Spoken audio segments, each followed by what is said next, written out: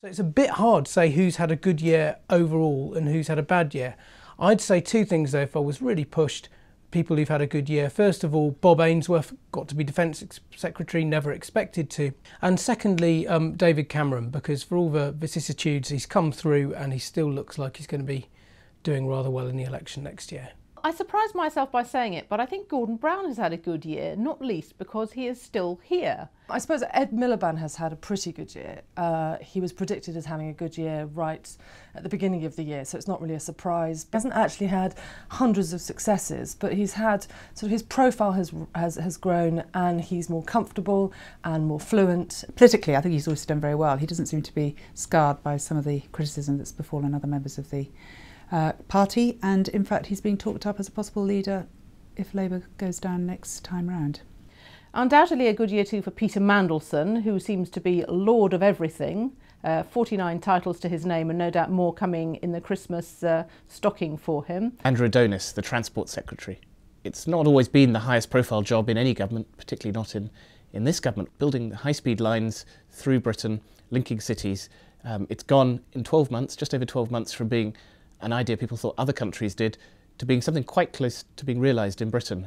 Clearly the money will be need to raised, other parties are going to have to back it too, but he's been really successful at that. Not so good for George Osborne, who's getting quite a lot of stick from Conservatives and from the press. I think that he read the banking crisis wrong from the beginning, and the policy that sounded so great 2 years ago to raise the threshold for inheritance tax just looks increasingly like a sort of burden on their shoulders. He's had a bad year. There's lots of leaks from the city that they don't really rate him that highly. I think the person who's come out really badly this year is Tony Blair. He hasn't sorted out the Middle East.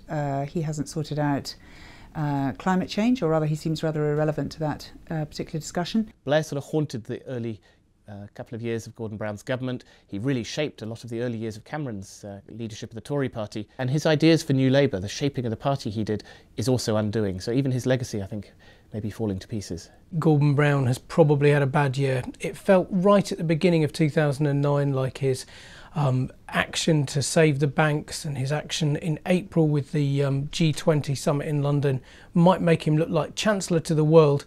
But by the summer, and as the expensive stuff dragged on, it looked like Chancellor to the world wasn't necessarily going to be enough to convince the British people they wanted him as Prime Minister.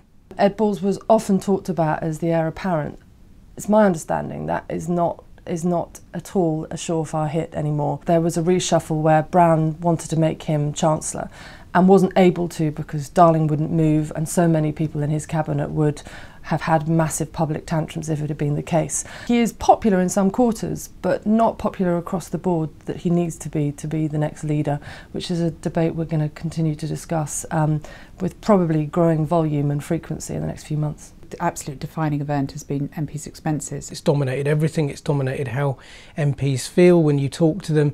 It's dominated who's up and who's down, and there's more of it just about to come out now. The night of, I think it's June the 5th or 6th, I can't remember, but boy, it was important at the time when Purnell resigned. People forget, but in that period we had 11 ministers, not all cabinet ministers, but 11 ministers walk out of Brown's government. You don't see people kind of storming through reading the Daily Telegraph as you did.